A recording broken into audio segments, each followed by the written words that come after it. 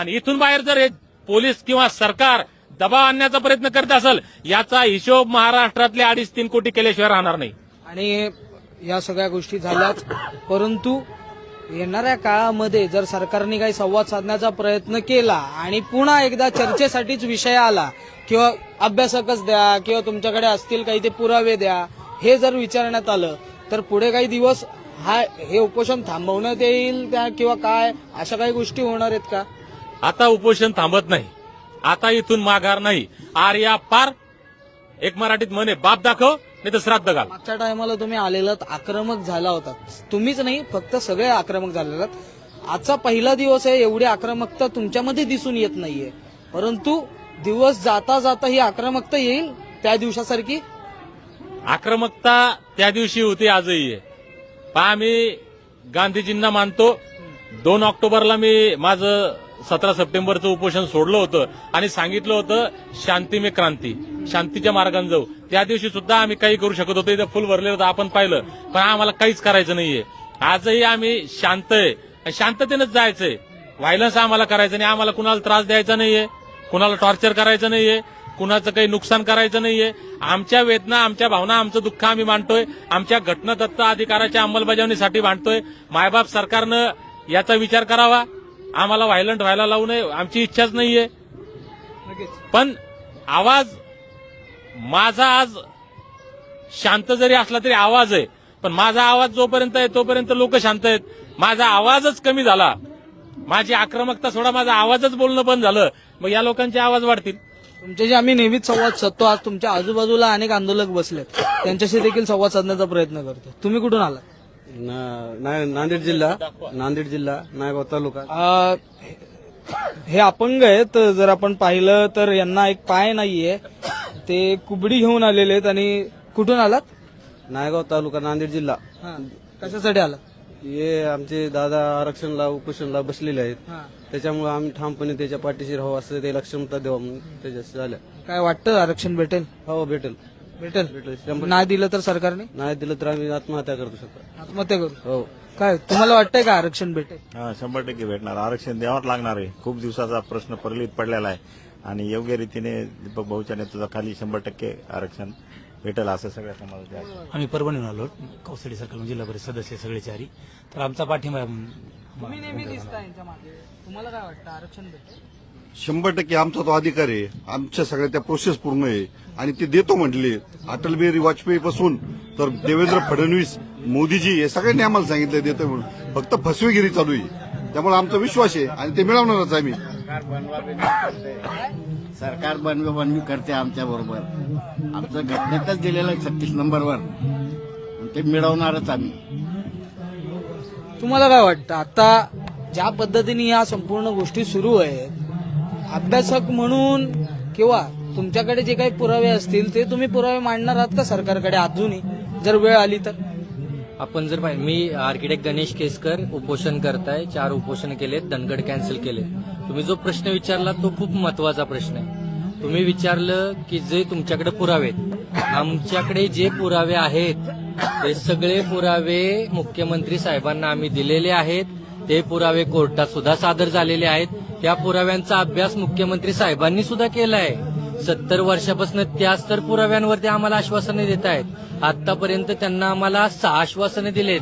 आता नवीन मार्केटमध्ये एक आश्वासन आणलंय त्यांना की आता तुम्हाला आम्ही पहिल्या कॅबिनेटमध्ये देतो, हे आमचं पहिलं आश्वासन.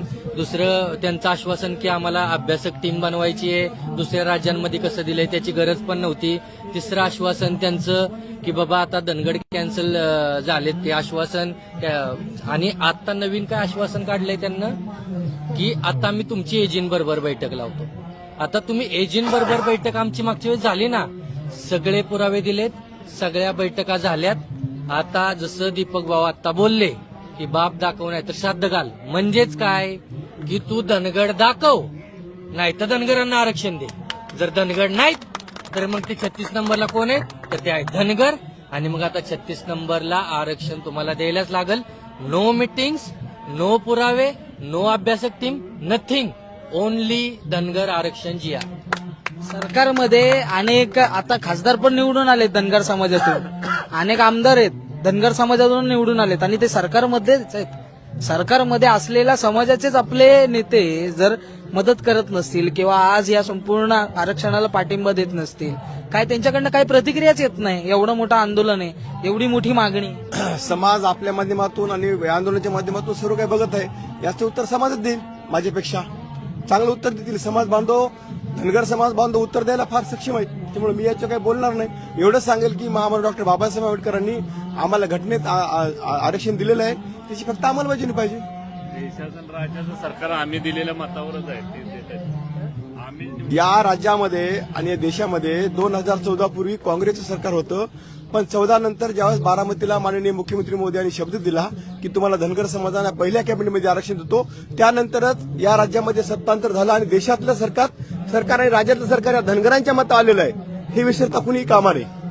आणि म्हणून हे माननीय मुख्यमंत्री मोदी सुद्धा कबूल करतात की या धनगर समाजाने बहुसंख्य मतदान आम्हाला केलं. 80 ते 90% धनगर समाज आज भाजपसोबत आहे. 11 वर्षापासून आम्ही भारतीय जनता पार्टीच्या पाठीमागे सक्षमपणे उभे आहोत. आता आम्हाला आश्वासन नकोय, ठोस भूमिका हवी आणि धनगर समाजाच्या आरक्षणाचं सर्टिफिकेट हवंय, एवढंच या प्रसंगी सांगतो. अन्यथा हा धनगर समाज आपल्याला कदापि माफ केल्याशिवाय राहणार नाही.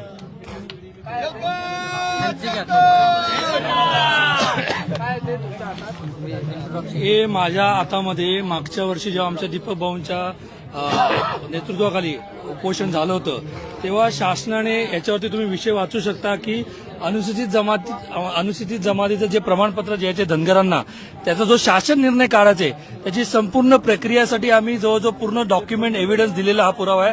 आणि हे डॉक्युमेंट साईन कुणी केले तुम्ही पाहू शकता.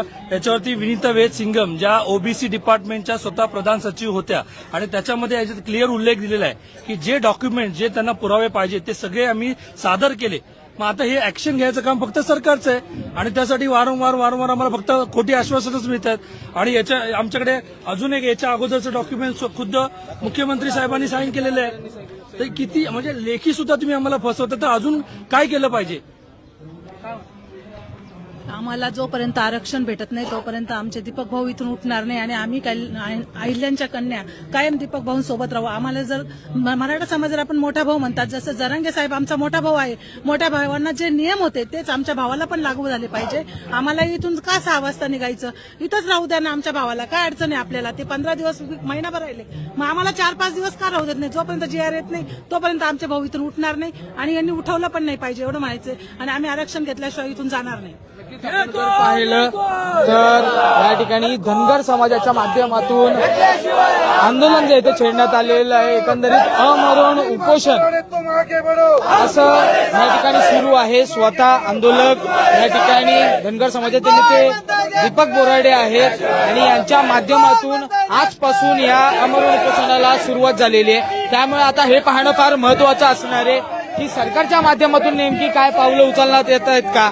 आजचा पहिला दिवस आहे, अजून किती दिवसांमध्ये सरकार यांच्या भेटीला येईल.